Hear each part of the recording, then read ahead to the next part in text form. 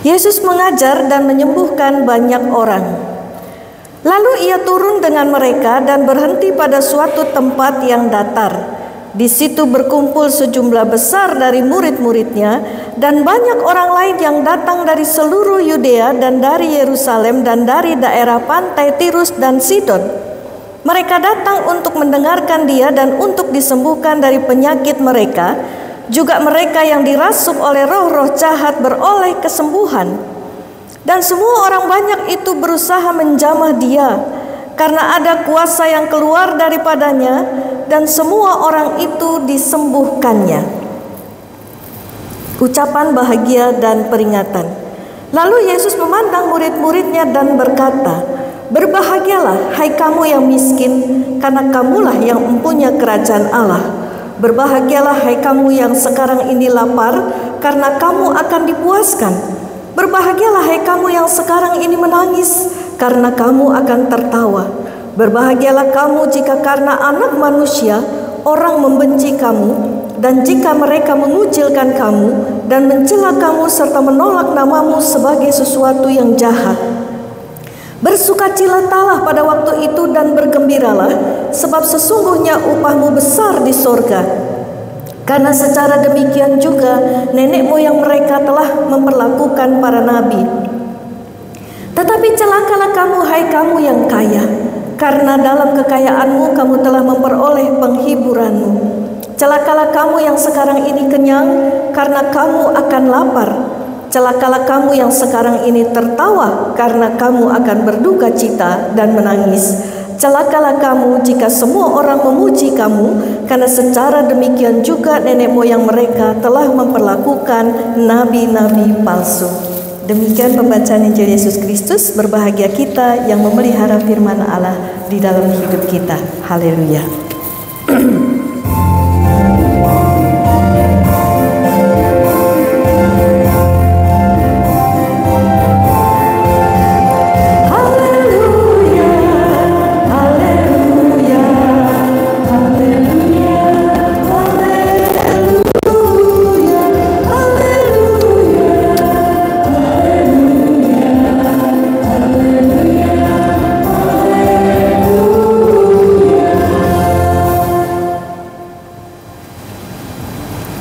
Bapak Ibu Saudara yang terkasih, hari ini dalam rangka perayaan Tahun Baru Imlek, maka Majelis Jemaat GKI Rahmadi yang berada di bawah naungan Klasis Priangan, Klasis berbahasa Mandarin merayakan Tahun Baru Imlek dalam kebaktian nuansa Imlek.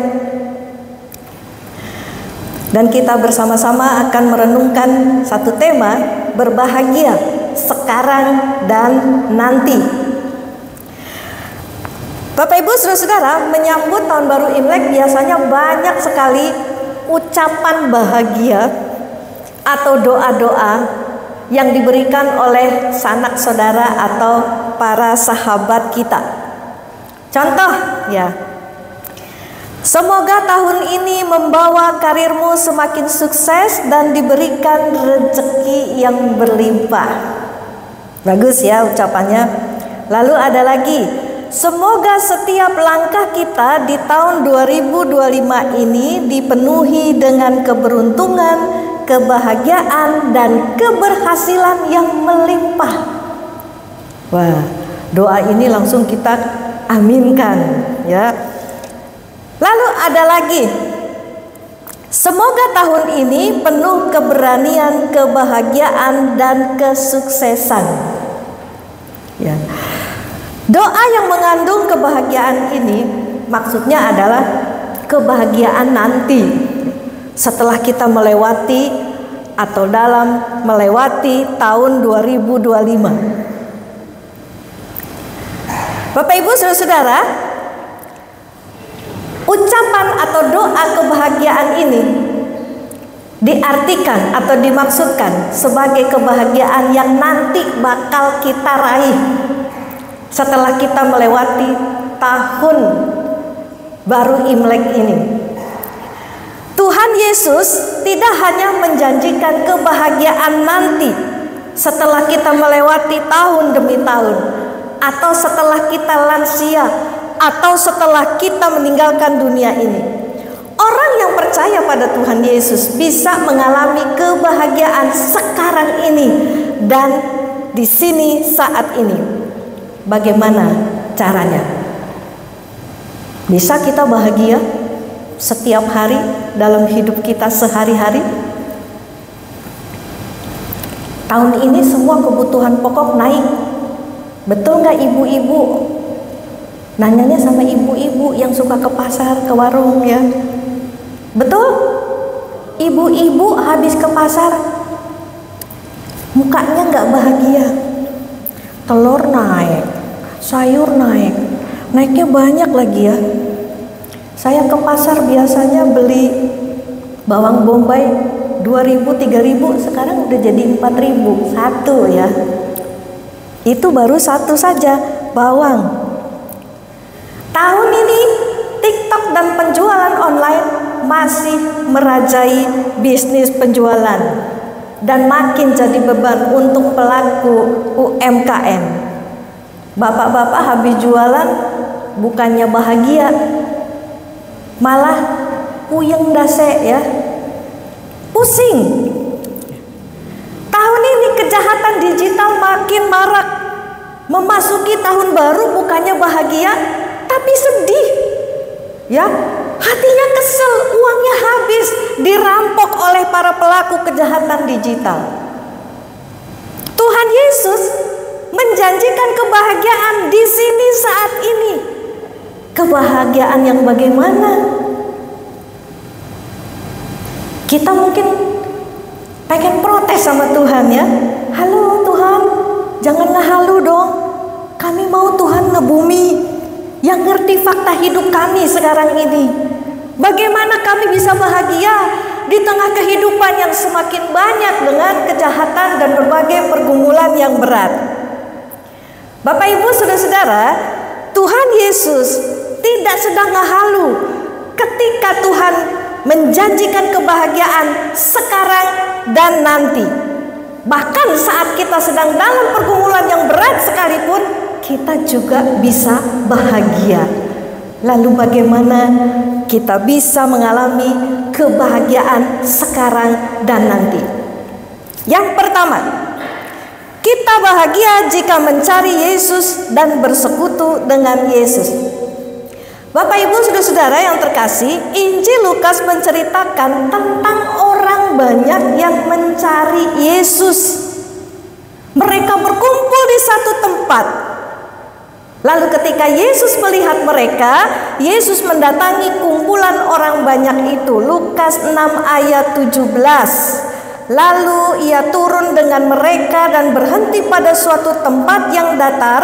Di situ berkumpul sejumlah besar dari murid-muridnya dan banyak orang lain yang datang dari seluruh Yudea dan dari Yerusalem dan dari daerah pantai Tirus dan Sidon.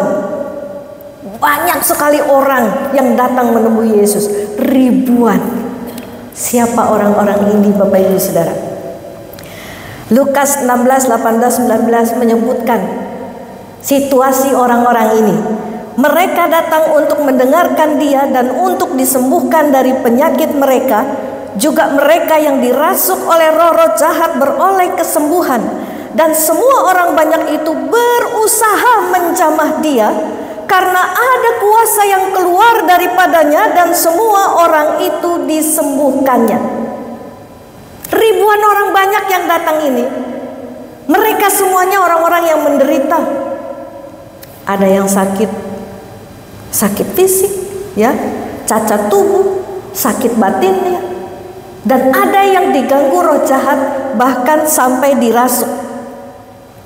Mereka juga miskin karena tekanan dari pemerintah Romawi, sekaligus juga dari para pemuka agama. Hidup mereka begitu menderita. Tetapi waktu mereka mencari Yesus, mereka datang kepada Yesus, maka mereka beroleh kebahagiaan. Lihat, Yesus saja sudah bahagia, belum mengalami jamahannya. Apalagi ketika mereka disembuhkan dari sakitnya, dilepaskan dari kuasa jahat, yang menekan mereka selama ini. Bapak Ibu Saudara-saudara, Injil Lukas memberitahukan kepada kita tentang jalan kebahagiaan buat setiap kita. Ketika kita mencari dan mendekatkan diri kepada Yesus, maka kita akan menemukan kebahagiaan hidup. Tidak ada orang yang cari Yesus lalu orang itu tidak bahagia, kecuali dia tidak mau mendengarkan nasihat dan mengikuti ajaran Yesus. Orang yang susah dan orang yang sakit, yang menderita hidupnya, itu orang yang paling susah bahagia. Ya, tubuh sakit, yang ada pengennya nangis terus, bukan bahagia. Betul ya saudara?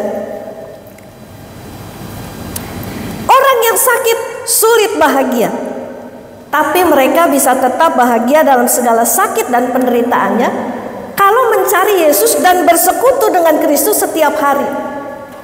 Nah, untuk mencari Tuhan, bersekutu dengan Tuhan setiap hari, itu yang banyak halangannya. Menghalang utama itu datang dari diri kita sendiri. Butuh usaha yang keras untuk bisa datang kepada Yesus. Rasa malas, rasa enggan, rasa nggak percaya sama Tuhan, rasa sia-sia berdoa, percuma berdoa nggak ada gunanya, itu seringkali menyebabkan kita tidak mau datang dan bersekutu dengan Tuhan. Bapak Ibu, coba kita perhatikan orang banyak pada masa Yesus hidup. Zaman Yesus hidup itu, untuk cari Yesus itu nggak gampang loh. Nggak ada mobil, nggak ada pesawat ya. Mereka harus jalan kaki untuk bisa bertemu dengan Yesus. Jalan kaki itu bukan sejam 2 jam, seharian. Sedikit yang punya kuda, mungkin cuma orang-orang kaya. Yang punya keledai juga tidak banyak. Hari itu tidak ada YouTube, orang nggak bisa live streaming, lihat Yesus khotbah, lihat Yesus mengajar.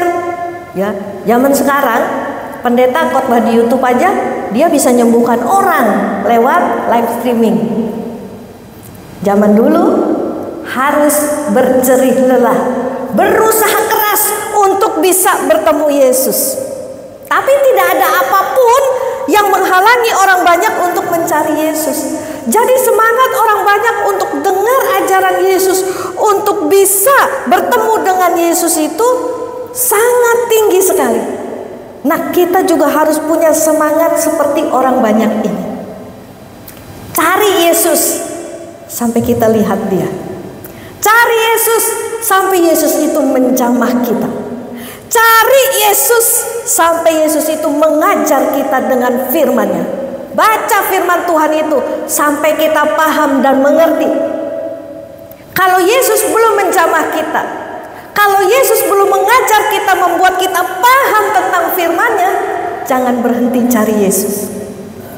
Karena kebahagiaan kita itu terjadi ketika Kristus itu datang menjamah dan menolong kita memahami firman-Nya.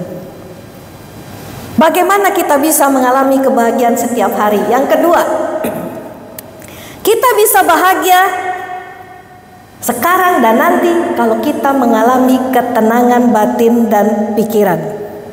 Bapak Ibu Saudara-saudara, Yesus mengatakan dalam Lukas 6 ayat 17 sampai 26, kata berbahagia sebanyak 4 kali. Bahagia sebanyak 4 kali. Siapa yang berbahagia dan kebahagiaan seperti apa yang diterima oleh mereka? Mari kita perhatikan. Kata bahagia yang pertama diberikan atau ditujukan kepada orang-orang miskin.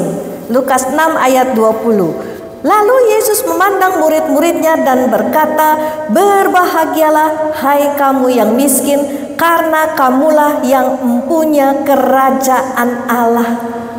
Berbahagialah hai kamu yang miskin. Miskin apa maksudnya? Miskin rohani, juga miskin secara materi atau jasmani. Kenapa orang bahagia itu miskin? Karena merekalah yang masuk ke dalam kerajaan sorga. Orang miskin materi tidak secara otomatis masuk ke sorga.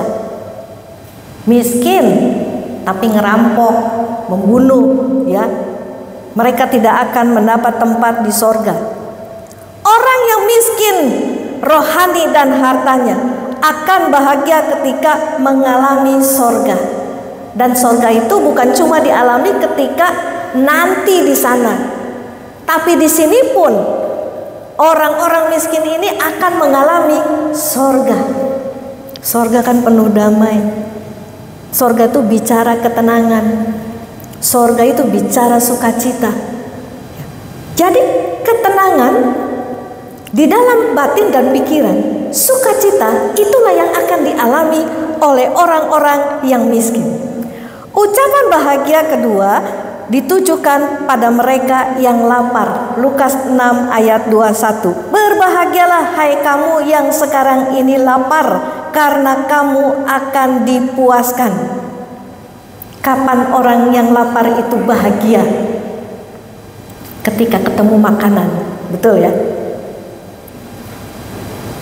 Bapak Ibu Saudara, bayangkan orang yang lapar secara rohani.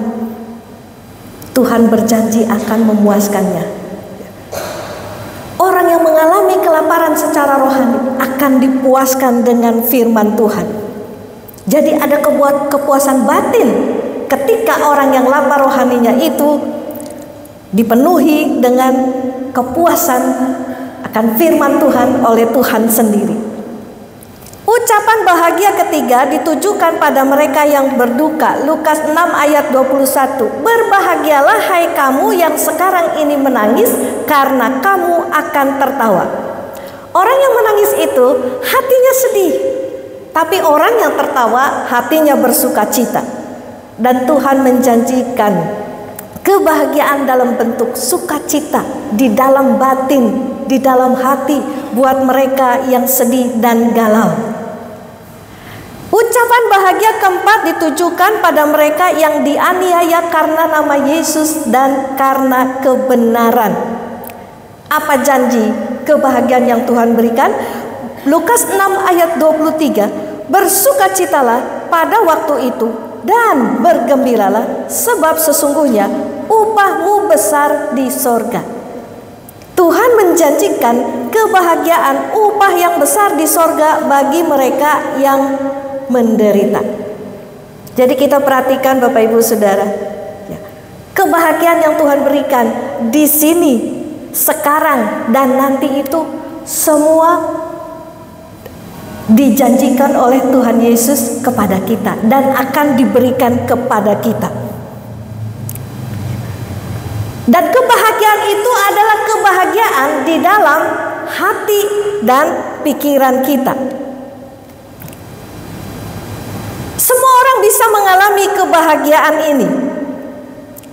Jadi bagi kita yang sekarang ini sedang merasa urip kok mengkenen bae ya, urip kok susah pisan, langka bahagiane ya, mari kita datang kepada Yesus, cari Tuhan, bersekutu dengan Tuhan, maka kita akan mengalami kebahagiaan yang Tuhan janjikan dalam bentuk ketenangan batin dan pikiran kita. Tuhan tidak menjanjikan kebahagiaan materi, hidup berlimpah uang.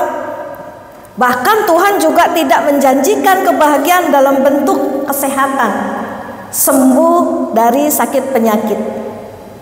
Tapi Bapak Ibu Saudara, tanpa harta yang berlimpah, bahkan hidup dengan tubuh yang lemah, Tuhan tetap bisa memberikan kepada kita kebahagiaan. Karena kebahagiaan dari Tuhan itu ada di batin kita. Banyak orang hartanya melimpah, tubuhnya sehat, tapi nggak bahagia, ya, malah kena mental. Mentalnya terganggu, dia selalu kesepian, kerjanya marah-marah setiap hari ya. Orang yang sering marah itu orang yang tidak bahagia. Orang yang sering menangis, orang yang tidak bahagia. Orang yang suka mengeluh juga orang yang tidak bahagia. Kebahagiaan itu datang dari ketenangan batin dan pikiran. Semua agama mengakuinya. Maka Buddha itu mengajarkan meditasi. Hindu mengajarkan yoga. Muslim mengajarkan zikir. Ya, meditasi, yoga, zikir itu semua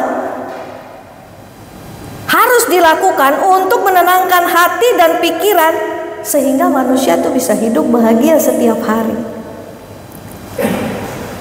Kita mempunyai Kristus yang bisa memberikan ketenangan batin dan hati kita sehingga kita bisa mengalami kebahagiaan setiap hari di dalam kehidupan kita. Hati batin yang tenang itu membuat pikiran kita tenang dan membuat perbuatan kita pun ikut menjadi tenang. Tidak dipenuhi hawa nafsu, tidak dipenuhi dengan kejahatan. Bapak Ibu mungkin ingat kisah Daniel, ya. Daniel dalam Alkitab, dia dimasukkan di gua singa. Kalau Daniel tidak punya ketenangan batin dan hati, tidak punya ketenangan pikiran, pasti semalaman itu Daniel nggak bisa tidur. Betul? Besok saya mau dimasukkan ke kandang singa. Takutnya pasti luar biasa. Dia pasti galau sekali, bahkan bisa kena mental. Tapi Daniel tidak gentar sama sekali. Begitu kandang dibuka, dia turun, Bapak Ibu Saudara, dengan tenang, tanpa takut. Dia hadapi singa-singa. Sebesar apapun singa itu, dia tidak takut. Karena dia memiliki Allah yang memberikan damai sejahtera di hati dan pikirannya. Bapak Ibu Saudara, mari kita menjadi orang yang berbahagia sekarang dan nanti. Ingat selalu untuk mencari Kristus. Ingat selalu untuk berjuang. Tetap percaya kepada Dia. Dan tetap memiliki ketenangan di dalam batin dan pikiran kita. Selamat merayakan Tahun Baru Imlek dan tetaplah berbahagia.